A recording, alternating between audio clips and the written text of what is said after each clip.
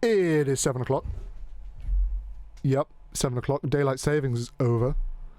I was up late last night. 1:45 in the morning, I'm thinking to myself, fuck. Right, and I can say that because it's past 7 o'clock, right? I was thinking to myself, fuck. I'm supposed to wake up, I'm going to go watch the University American football team play at 2 o'clock, and then I'm going to watch Tottenham play, come on you Spurs, and then I've got this to do right afterwards, so I've got a full afternoon. I can't afford to wake up, super late. Anyway, another 10-15 minutes pass, and I'm lying in bed, and all of a sudden I check my phone again, and it's 1:05. Amazing. Look, normally I genuinely hate daylight savings. I think it's a pain in the ass. I think it's pointless. I think that we should honestly just move the clocks forward half an hour permanently. But last night, daylight savings saved me from not getting a full night's sleep, so I thank you very much, Benjamin Franklin, the guy who allegedly invented daylight savings according to a Nick Cage movie I watched one time. But with that positive note over, I'm very sorry to tell you all this. I think if you're not sitting down, you should sit down right now, because this is going to be a very heavy piece of news. You prepared? Everyone prepared at home? Short season is officially over. I know this is tough, and I'm tearing up talking about this. We had a good run, the months of April and March and May were not the best for shorts this year. The weather was crap. But we had a good September. We had a full September of wearing shorts, and now we're deep into October. That's a good run. It's like Major League Baseball. We're getting into October and we're still wearing shorts, but unfortunately today was the final day. Well, if anything, yesterday was the final day where shorts were fine to wear. I was out today. I was watching the American football team play. My legs were blue. Literally blue. How does that happen? I'm not in the movie Avatar. But speaking to a guy that isn't blue today, I've got this week's special guest, Jonny Ashley. Hello everyone. Pleasure to be on the show. It's a pleasure to have you. I mean, that's what I say to everybody. When I say everybody, I mean you're the second guy, so I still don't have... I said there was a whole 10-minute conversation last week about how I desperately need an intro. Still don't have one. I should get on that at some fucking point. Like people do music to play them in so that they have enough time to set up. But I guess we don't really need that because QWEH is not a real person. I'm alleging this, right? By no means you should stop tuning in. Look, if you think that you're enjoying QWEH, sure, keep tuning in every week, right? But based on at least my personal experience and the personal experiences of the two other people that I've had here, QWH is not a real person, and so it's just me setting up in the background. But so you've just been listening to the automation playlist, except for the last 5 minutes or the last 2 or 3 minutes when I was playing the Rainbow Connection from the Muppets. It's great. Have you seen the Muppet movie? Not for a very long time, so I can hardly remember anything that's in there. All of the Muppet movies are great. If you haven't seen them, you should go see them. But on a more serious note, let's actually get into the show. The reason why you've gotten out of bed today, and by you, I'm not referring to the people, because I assume everybody at home is already out of bed. But you, Jonny Ashley, because I don't know what you do in a day. Why don't you introduce yourself? Tell us who you are. Tell us why we should give a damn about what you have to say today. Why we should be interested in you and your life. Oof, that's a lot of pressure. So I am Jonny Ashley. I grew up in Wales. People give me different opinions on what accent I have. Apparently I don't have a Welsh accent. I don't think I do. But yes, I'm Jonny. I'm here in Sussex doing an international relations degree, and I've lived in Qatar. I think that's what you said on your Instagram. And what was the other thing you said? Why should people give a damn about me? Yeah, what interesting things do you have? What interesting perspectives can you provide? Why should people stay tuned for the next hour and not just go back to their job? Or, actually knowing most of the people I know, your not job, your unemployedness. Yeah. Why should these people go back to, let's say, listening to... whatever people listen to these... there's the new Taylor Swift album, but I've heard that's crap. And me saying that's going to get me death threats, I guess, but, free speech and all that. Why should we care about what you have to say? Why are you an interesting person? Yeah, well, I've turned up to university at 24, which is still young, but it's not 18. I've had a lot of challenges in order to get to university, but I've made it here, and I think people might find it interesting what different approach I've taken to get here and what I've learned over the years living in Qatar. Hopefully I've learned some things and living round and about. Yeah, I mean, a Welshman in Qatar. I think that's what I wrote down on the Instagram page. I've never heard of that before. But no, like, you do have, in my opinion, you have. Well, as somebody who's not from the UK, you sound very Welsh. But my experiences with Welsh people is exclusively the show Welcome to Wrexham. I mean, it is a good, like I understand why English football fans don't like Wrexham so much, but you know, it's a good show. But I mean, Jonny Ashley, that's a hell of a name. It's sort of like Elton John. I've been told before it sounds like You sound like a pop sounds star. like a celebrity. Yeah, but Yeah, like you make music, like you're a DJ. But I mean, 'cause that's your real name, right, Jonny Ashley? That's my real name. It's not Welsh though. The whole Welsh thing, it's a bit of a scam. My parents are English, so Ashley's a very English surname. Yeah. I mean, Elton John isn't even the guy's real name, so you know you can get away with that. Yeah. Yeah. Well, so you said you grew up in Wales, right? Yeah. And I know before you were telling me that you went to a Welsh language school. Yes. So in this school, if you spoke a word of English, you'd get in big trouble. Like, kids could get left out on the end of your school trip. Like, you got in big trouble for speaking a word of English. Wow. So is Welsh? Because I mean, but then you also said your parents are English. Is English or Welsh your first language? English is the language because my parents are English. They don't speak Welsh. My mum learned a bit, but Welsh is definitely my first language in school. I could not read or write in English until I was like 12. Wow. That's I mean, especially living in the UK, that's something. But I guess I mean, you do have pockets of Welsh. Like I know in North Wales, it's a lot more. They're a lot more serious about their language than they are in Southern Wales. And same thing with Scotland, where you get to the islands and all of a sudden you're listening to Gaelic. I mean, they're interesting languages to listen to, right? The Gaelic sounding ones, very, very different. Yeah. So in Wales, it's more of an east-west split. So a lot of people have been to Snowdonia in North Wales. That's where a lot of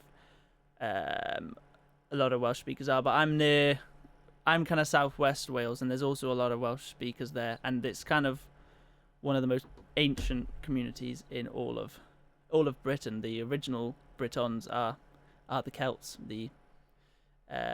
my ancestors, let's say. The Anglo-Saxons, the Normans, came a bit later. Yeah. I mean, it's very interesting. I mean, the linguistic history of the island of Great Britain, so to speak, is very, very interesting. Because you have the Gaelic languages, and I'm not sure if it's Irish or if it's Welsh that's referred to as the sort of poet's language. It's one of the two, because they sound very beautiful. But I might sound biased because I am a native English speaker, as much as I am not English. My preferred language to listen to is, and this is not just in terms of understanding people, but just in terms of how it sounds. In my opinion, English is the best sounding language I know, because as much as there is a lot of beauty in a lot of these Gaelic languages, it's very, very flowy.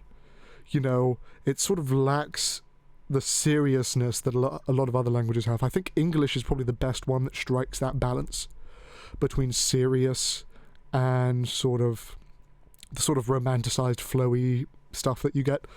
But no, I mean, English is sort of the preferred language of the world, and really, I think getting into controversial thing to say, I think we're lucky that of all of the languages in the world that have become the lingua franca, it is English.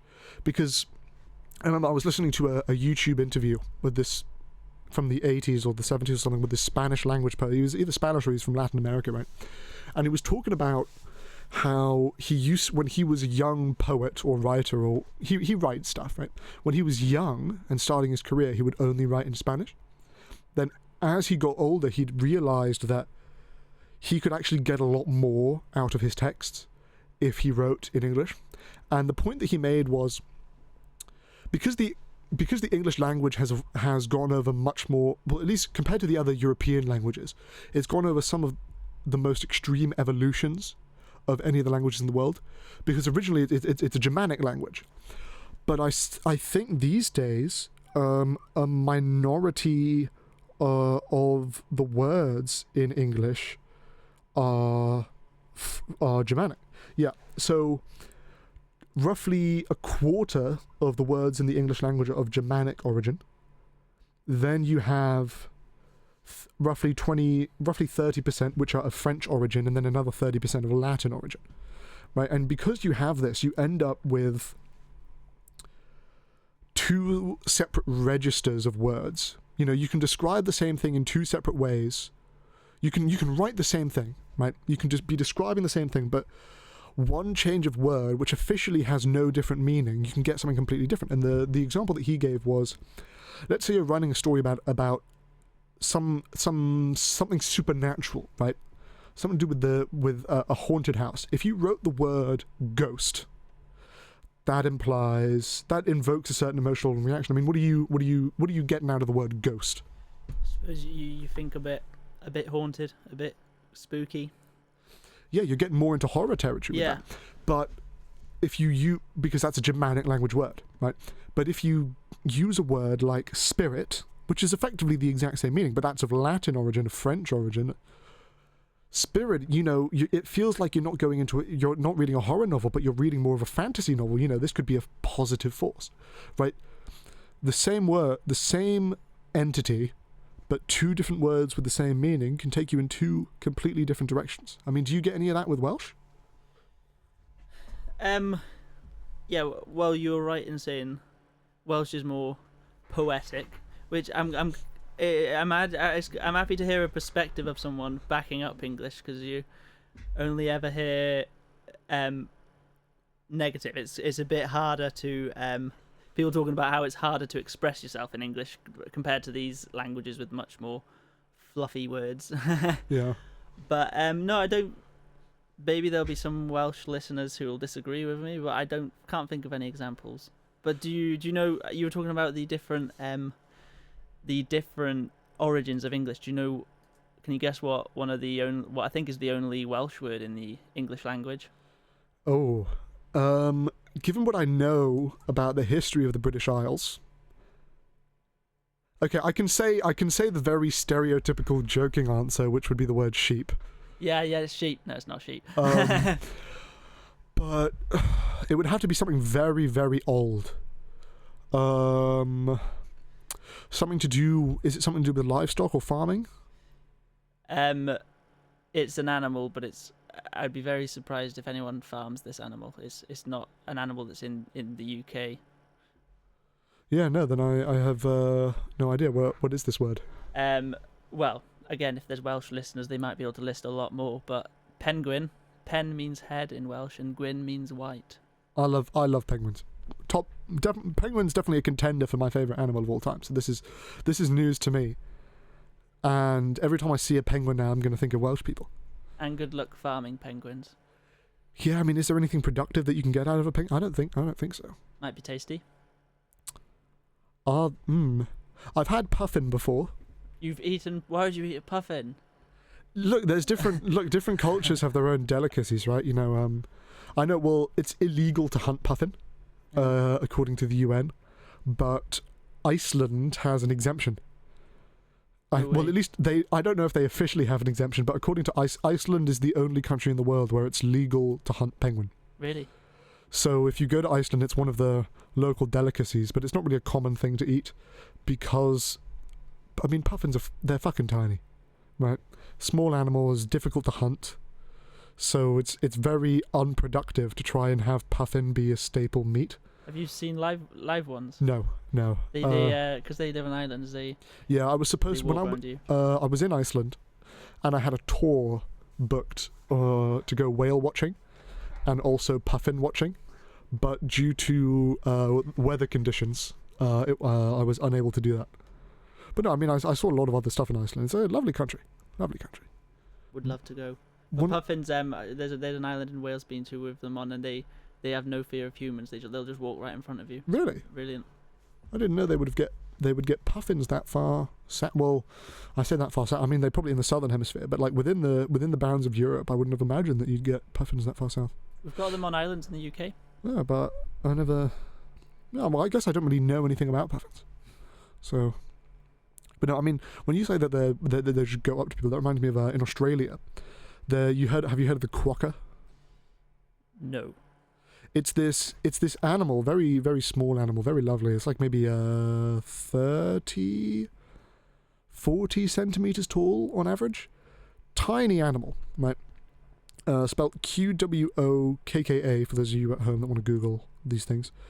But they live on this island called Rottnest Island, it's a Dutch word, right? So forgive it for sounding horrible.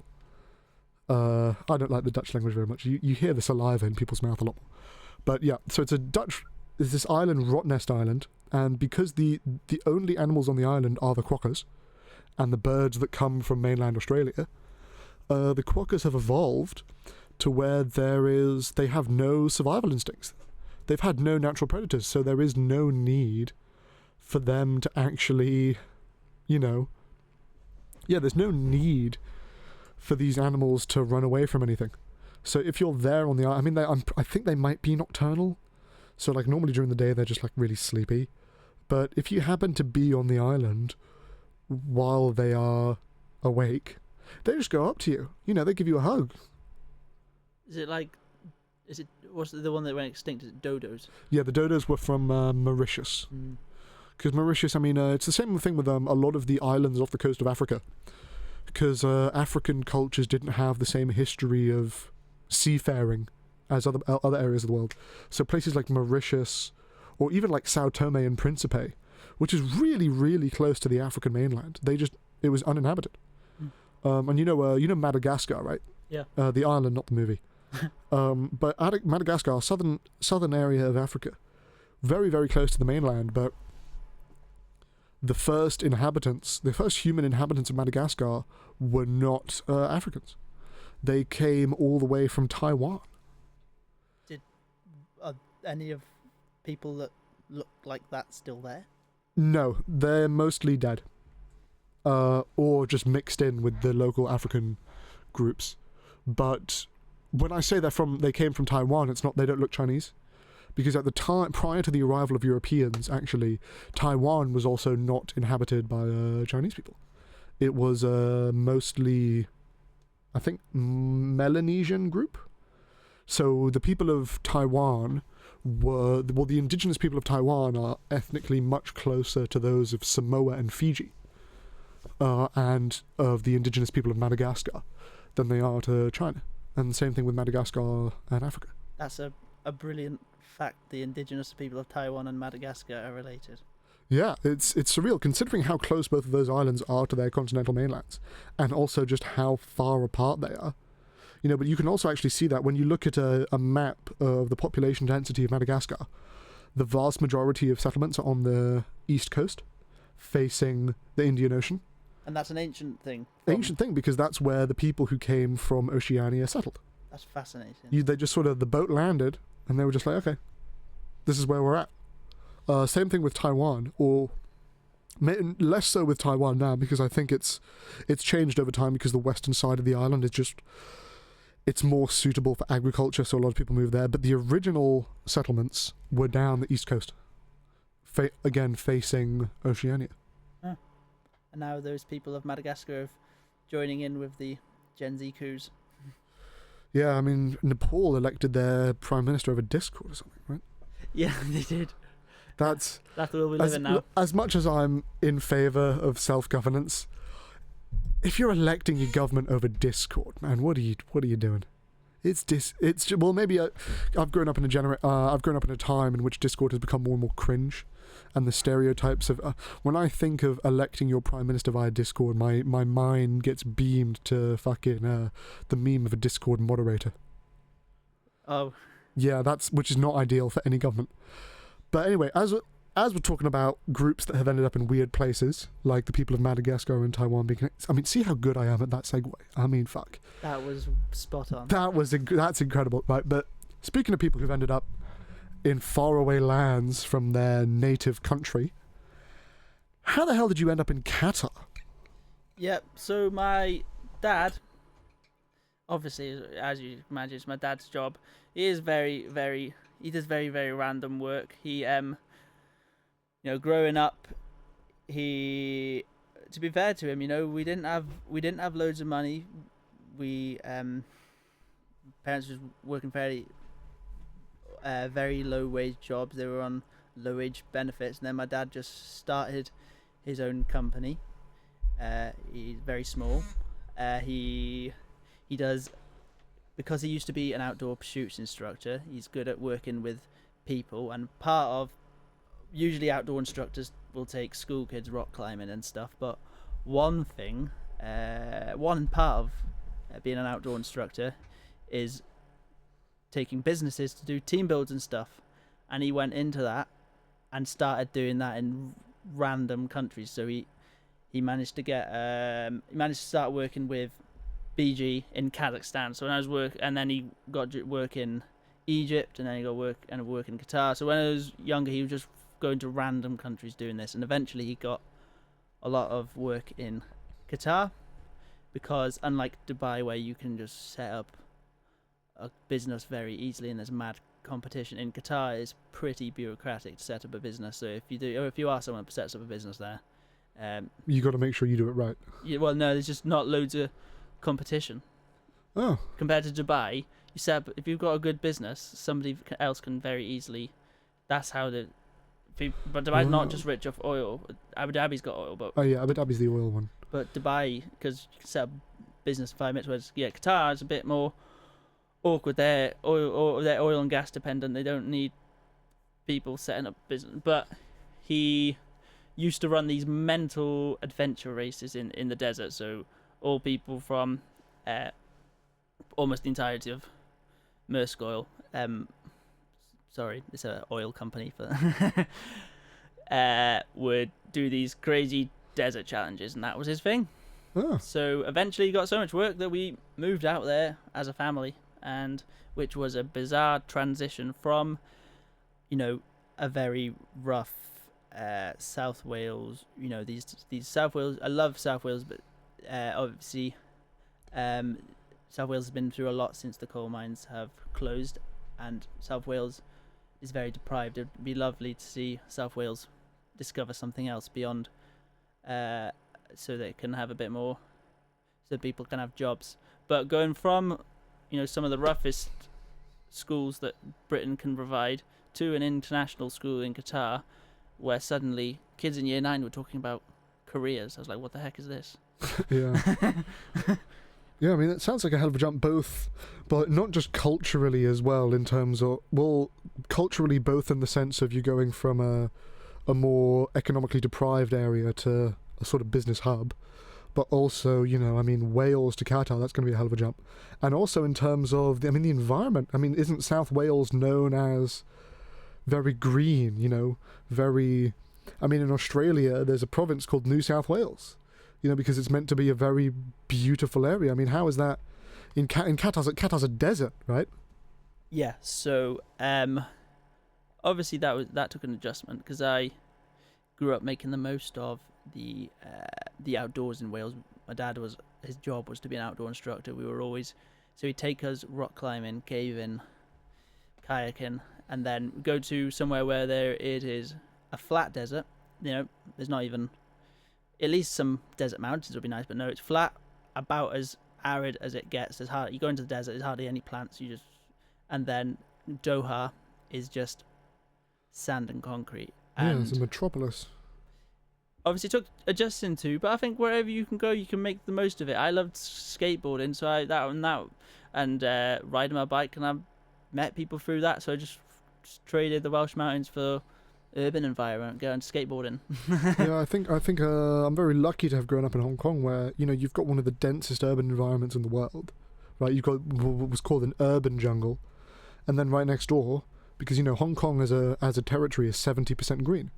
Right next door, you've got the actual jungle, and you can take the subway, to get out into nature, and it's incredible. You've got these mountains and this lush greenery, like maybe 40 minutes away from the central business district, and most other places don't really have. I spent some time in London recently, and yeah, you've got parks, but there's a big difference between a park in the city sense of a park and a park as in a nature park. You know what I mean? Yeah. One is a lot more visibly kempt, and the other is clearly the full force of nature, and it's and there's definitely room for both. I think you definitely need a lot more parks in cities, but I appreciate the sort of wild atmosphere of nature a lot more.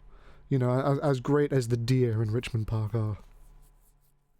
Do they regulate it in Hong Kong? Because I've seen pictures that you've got big skyscrapers right next to jungle. Is it just because the jungle's on steep mountains, or do they literally stop you it's building? sort of both. They do all land in Hong Kong except for one church is owned by the government. Oh.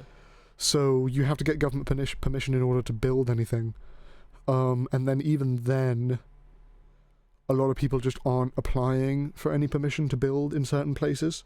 So you end up with a lot of developments, they hug the coast.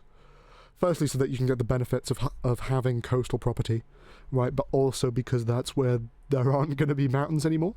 And anywhere there is a valley, you get the developments will just naturally extend into that area. Like when you look at a map of Hong Kong, the entire north coast of Hong Kong Island is developed. And then it sort of abruptly, it sort of follows the ridge line of the mountains, the development, except for this one pocket where it just really goes inward, and that is called Happy Valley, because it's a valley, you know, you can build there, right? But, I mean, Qatar, what's it like being a foreigner in a place like that?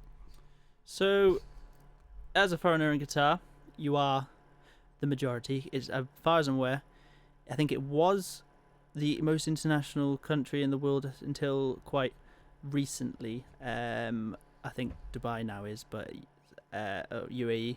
But yeah, I think it's 300,000 locals, Qataris, and the population is almost 3 million. Jeez. But it's people that live there who aren't Qatari. They're very much there for a contract. They come in to do a specific job. You know, until recently it was usually something World Cup related. Oh yeah. And they do that job, and then they return to where they're from. Obviously, there's been a lot of controversies with that, with people not getting paid enough, or sometimes being exploited, mistreated, yeah, with the World Cup construction. But yeah, it's people from all over the world there for between 3 to 5 years, which is quite strange when you have an entire city, which is that. So, you know, the Qataris, you don't have a Qatari Reform UK. They're okay with people coming in to do other jobs, but it's almost like but people obviously aren't going to integrate into the culture if you're only there for 3 to 5 years. So you go to Qatar, you're gonna have to work hard to experience Qatari culture. What you're gonna experience is international, cosmopolitan. So I guess you weren't culture. picking up any Arabic while you were there. Yeah, exactly. So it much like Wales, you go to the shop in Wales. Well, I mean, in most ways, Qatar is nothing like Wales, but in this way, you go to shop in Wales. You speak English. You get a job in Wales. If you were to be offered a job in Wales tomorrow, you'd expect that you're not going to have to learn Welsh. Some government positions you do, but usually no.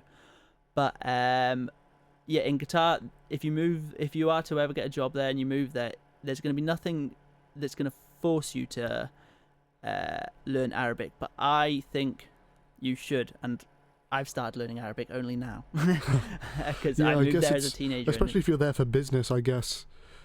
I mean, if you're in Qatar, you know, you're probably there at least partially because you want to work with local businesses, right? Or else you'd be somewhere else.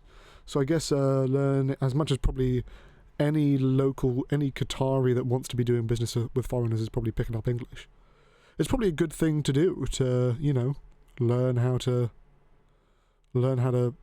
language a little bit so you can, I guess, also given how many other foreigners there are, differentiate yourself. Yeah, and you know, Qatar has purposefully opened itself up to the world. The last king, Emir Hamad, it was him that completely opened it up with these grand strategies. So it's so they're no longer relying on being Saudi's little. Yeah, so country. I mean that relationship isn't very positive between the Saudis and the Qataris. But yeah, so you were so living in Qatar, right? From what I know, it's because you said it's sand and concrete, right? Are you getting much urban sprawl out there? Are you sort of limited to your local area, or are you able to go out and do stuff and have much of a social life?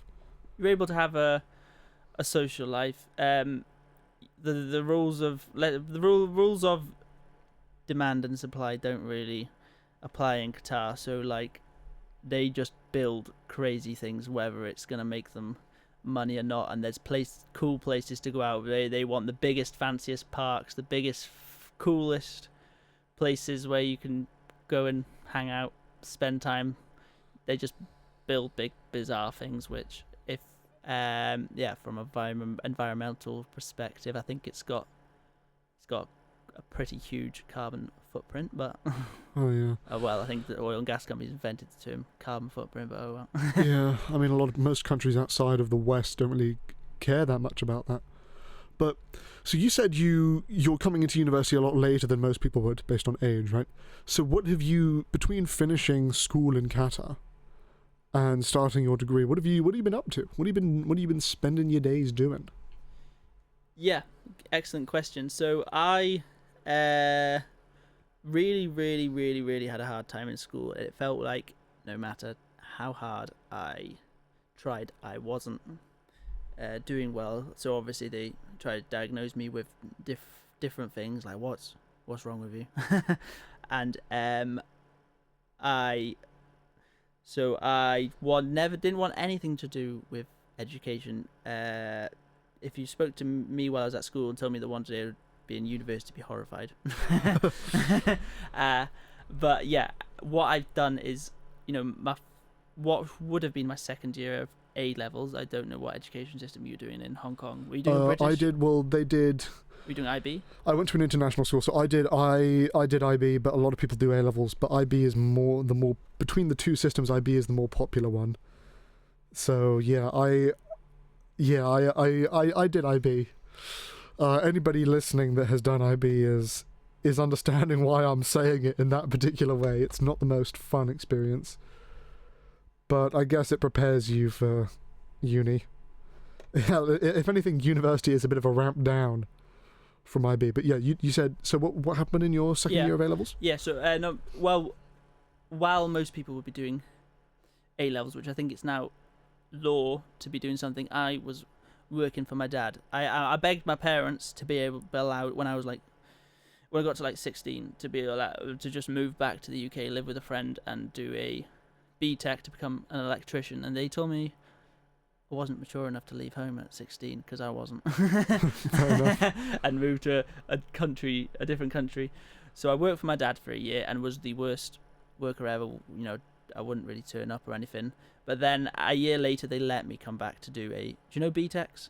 Yeah, I've heard of it before. It's more practical qualifications, right? Than I think. Yeah. So it's all the trades, and then there's other random ones. I think things like hair and beauty fit into BTEC. Okay. There should be more practicals because it's usually people like me that do it, and they still have too much theory within them. But that's stuff to get you a job. Yeah, and I think it's perfectly okay for people to do that. We don't need a world where everyone gets a degree. Yeah, I remember I went to the Politics and Debate Society once in my this is my third year of university. I went once. I'm never going back, right? I hated it, but one of the topics was like making university more accessible. And it was and I said a particularly controversial thing, which was, if you're going to university to be saddled with debt and you're not expecting to be able to get a job afterwards with your other degree, then what are you doing? Because the whole point, university isn't about discovering what you want to do later in life. That's the whole point of GCSE and A levels, right? If you're going to university, you should be going, if you're going to pick up as much debt as people get with student loans, then you should have a plan to get out of that, right? Like when I first came to university, my plan was to do 3 years of history and then do a 1-year conversion course into law. But most people on my history course were just showing up to do history because, I mean, they liked it, right? They didn't have any plan, and right, you know, I know history isn't the best degree to get a job with, but but with me specifically, I had an idea of how that was actually going to help me, right? But you get people showing up to university to study something that they're interested in, and with all due respect, right, you should be that's the point of high school, right? University is about giving you skills to get a job. Yeah. I'm gonna join in with your controversial opinion, and honestly, I think if you need a bit of time to discover yourself and because you're a young person, that's okay. But go to Thailand. God. take a gap year and then come back when you're, and then that's a privileged thing that people in the West have the option to do, and then when you've decided what you want to do, go to university. Yeah, if you're not going to do whatever else it is that you think is going to help you get a job in the specific field that you've chosen. Yeah, right. Yeah, and I think I'm starting at 24, which again, I'm still a young person. I'm not claiming to be some ancient certified wizard. unk. I'm only 20, so I'm going to look at you like you're an old man. I have a guy on my law course who's like 27, and I keep joking that he's pushing 30, which I guess he technically is. But even then, it's like when you life expectancy in the West is what, mid 80s on average. Well, some countries are obviously better than others, right? Like if you go to like certain islands in Greece, right? But what's the UK life expectancy? That is, oh, okay, it's only 81. I'd expect that to be higher. We're smoking too much. Yeah. It was 81 all the way back in 2013, and in the last 10 years, it's gone up by 0.24. Life expectancy peaked in 2019, and then it dropped by about a year's worth, for obvious reasons, and then it's bounced back since then. But still, 2013 was the peak of UK life expectancy. No, 2014 it was 81.3. So in 9 years, we still haven't recovered to 2014 levels. We've peaked as a country. I mean, in terms of this was more something what was discussed last week. And for those of you who didn't tune in I'm great at plugging this, right? Wow. For those of you that didn't manage to tune in last week, if you go to the Instagram page at the Deep End Live? Yeah, the Deep End Live. If you don't know how to spell that, then fuck you doing. But yeah, the Deep End Live. There's a link in the bio which takes you to a page with a bunch of links, and one of those links is the YouTube channel where you can listen to past broadcasts. Isn't that helpful? Haven't I been so great at building an easy way to? It was a fucking pain in the ass. Tell all your friends and family about it. Tell all your friends and family. Everywhere. Go out into the street wearing a sign. Don't obviously. Actually, am I allowed to? Obviously, that's sarcasm, right? In case the broadcasters are. Because I don't know. I don't know so much what the rules are with this. In case that would get me into trouble. Okay, yeah, don't do it. Don't obviously don't fucking do that, right? But yeah, getting back to what we were on before, right?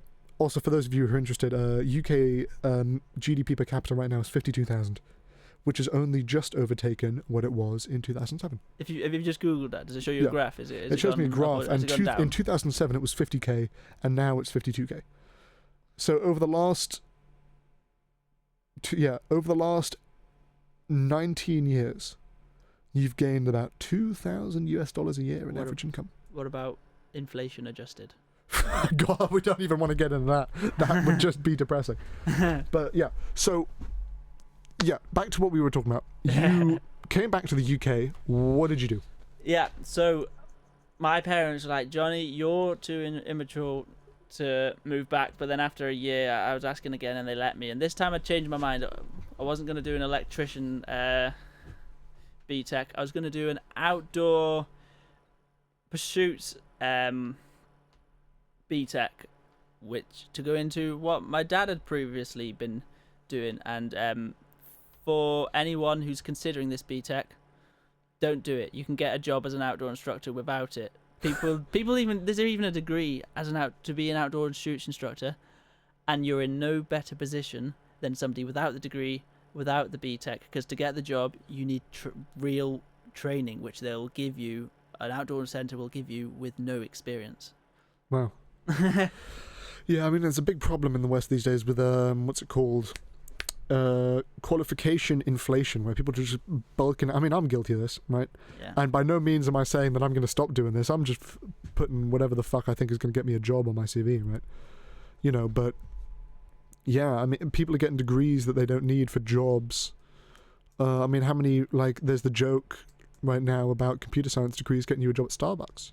That's You know, nice. that's unfortunate, considering how useful computer science could theoretically be.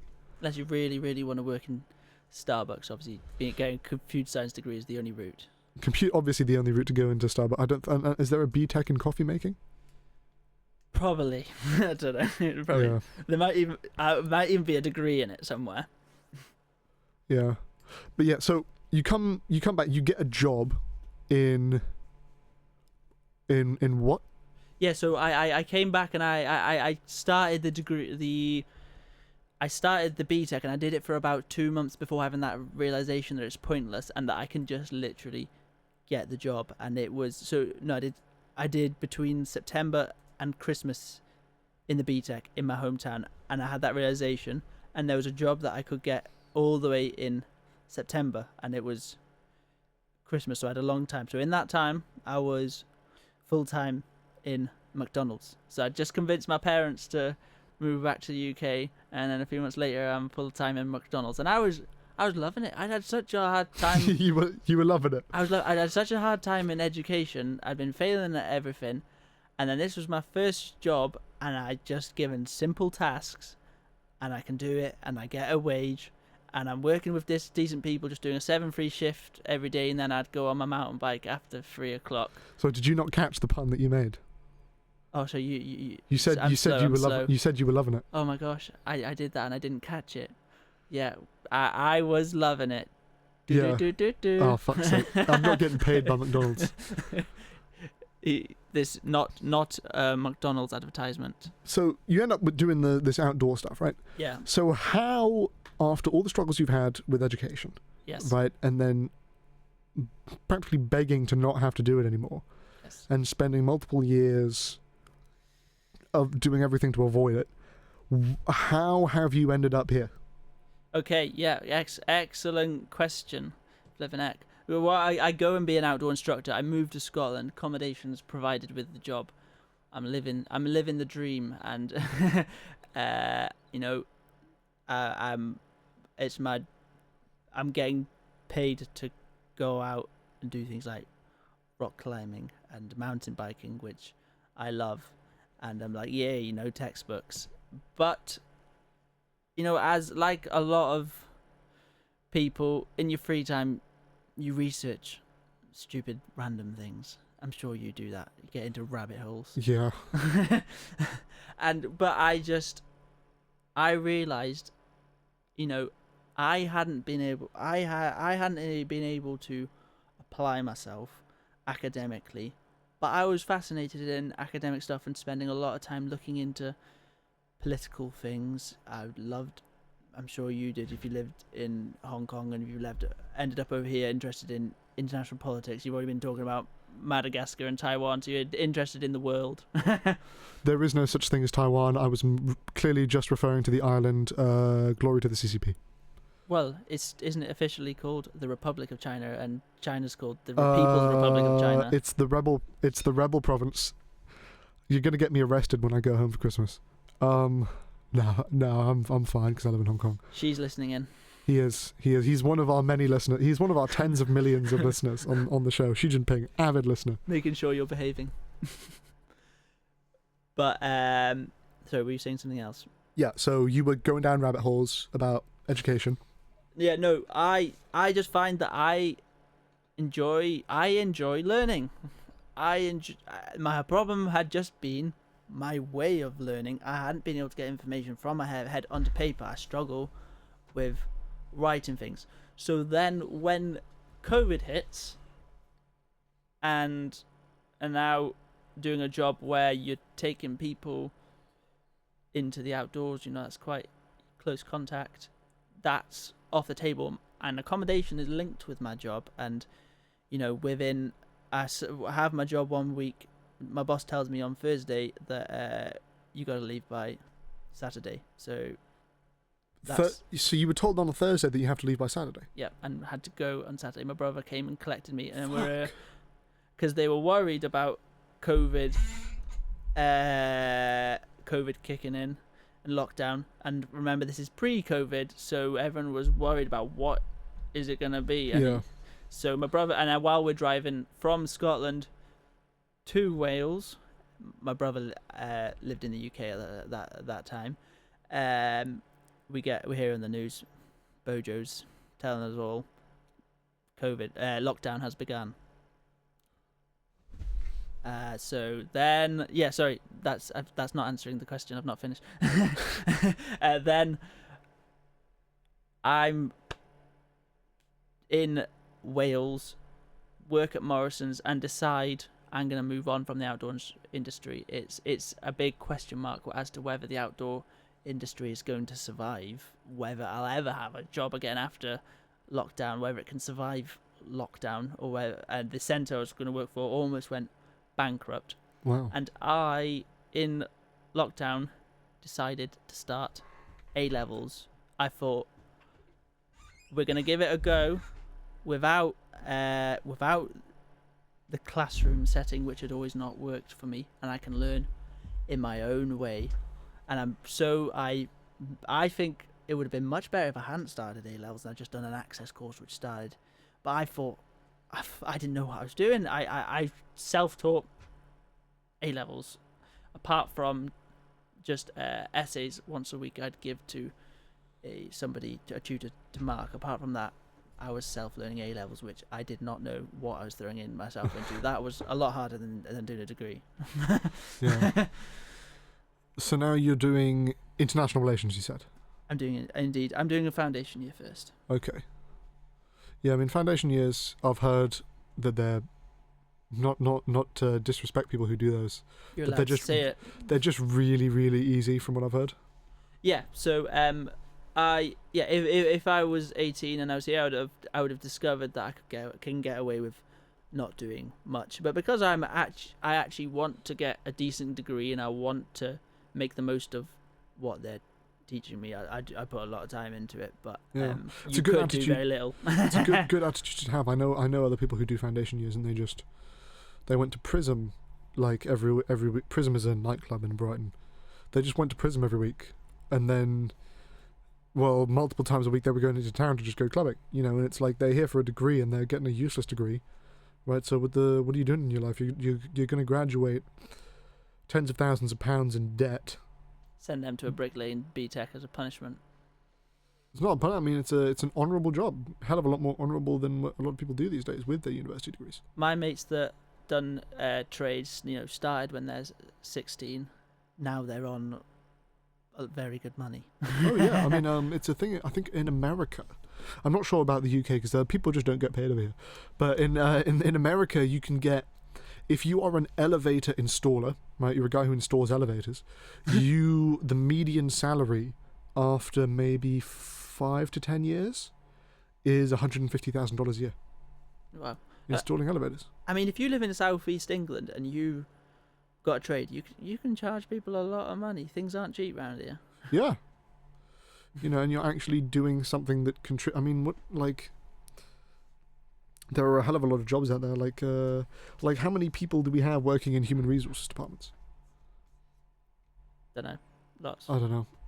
Sometimes too many, Not given a lot. how hard it is to apply for jobs and internships, and they make people do 14 rounds of interviews. The fuck's up with that?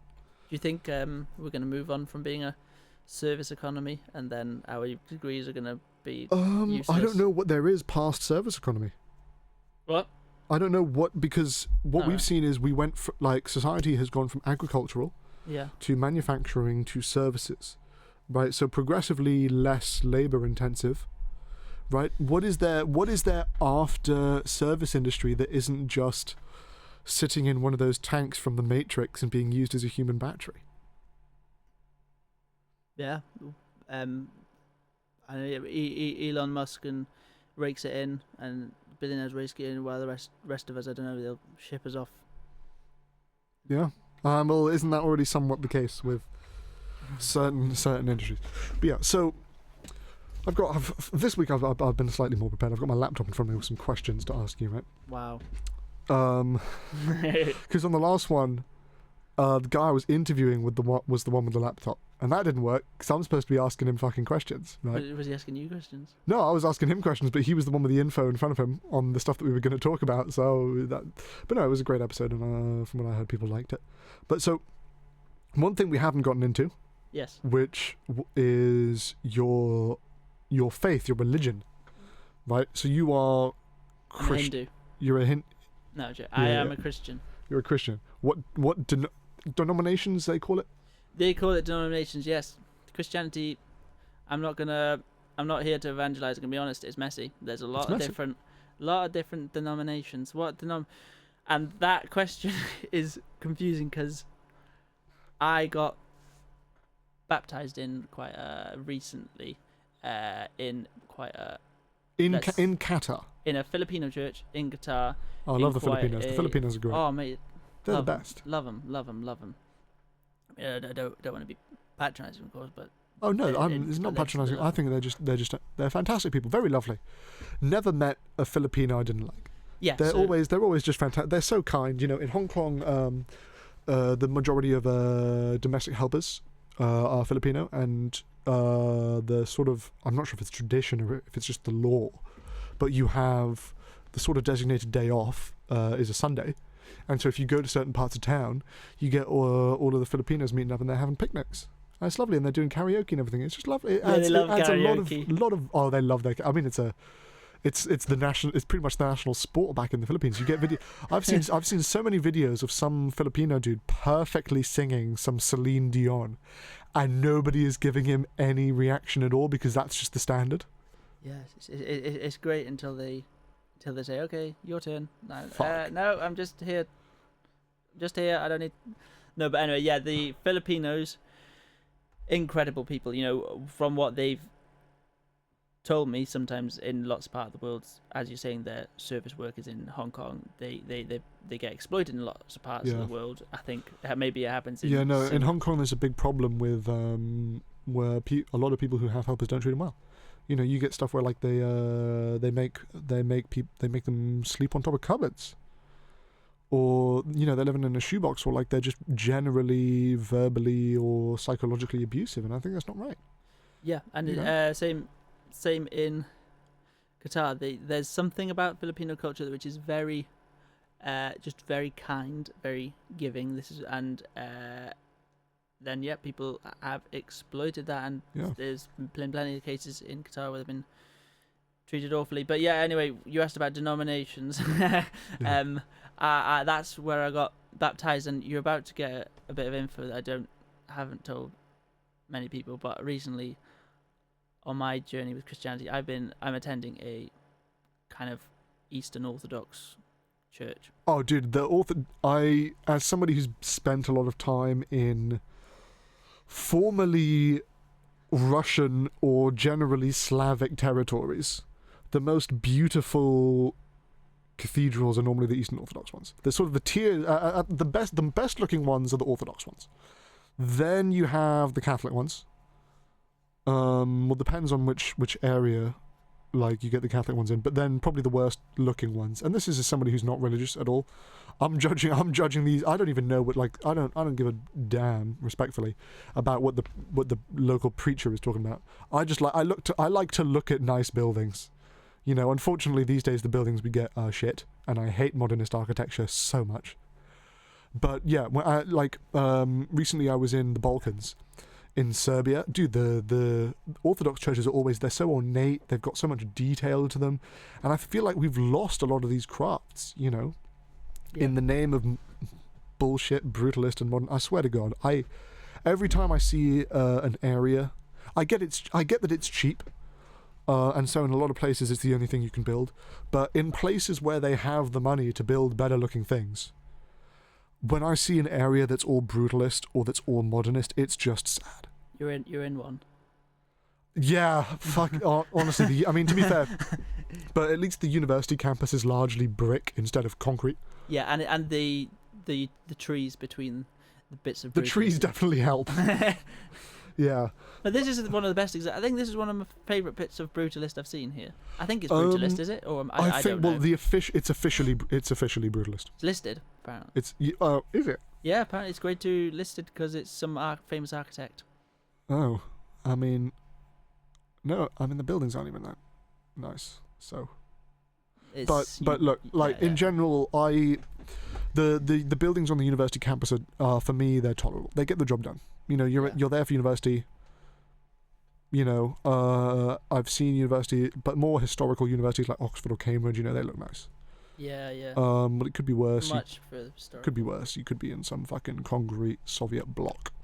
By the way, how long's your slot? 1 hour. So Okay. I've got another I was using the wrong mouse. I was trying to check the time, but yeah. So it's got 4 minutes left. Brilliant. But fine. even then, I mean, last week the guy after was late.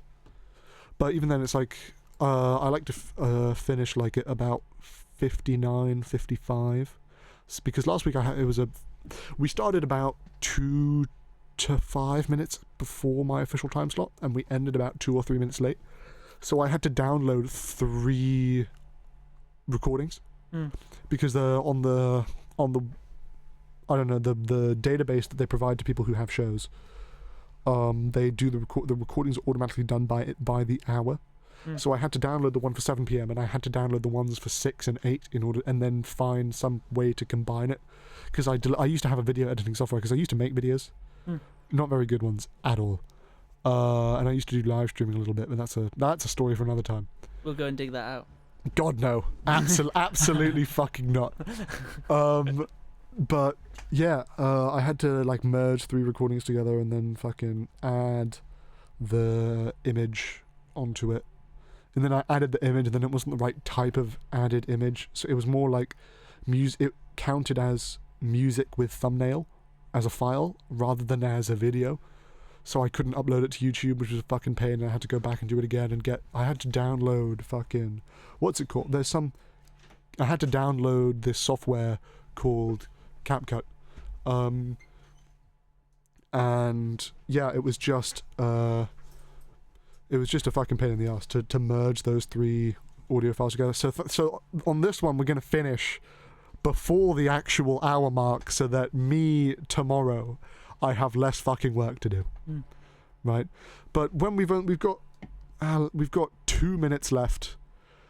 What would you like to say to the people? How the tens of millions of listeners that we have all over the world, in every country on Earth, including North Korea, hundreds of thousands. Kim Jong-un himself is listening. What do you want to say to him? Is he really?